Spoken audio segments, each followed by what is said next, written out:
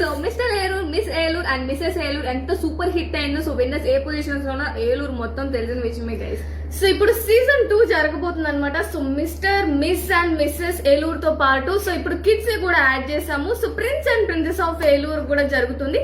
So దానితో పాటు ట్రాన్స్ queen of Eluru 2026 కూడా జరగబోతుంది. సో టాలెంట్ ని బయటికి తీసుకురావడానికి అన్ని టాలెంట్స్ కూడా. సో ఎంజే ఫ్యాషన్ షోస్ ఒక కాన్సెప్ట్ అయితే ఇదే గైస్.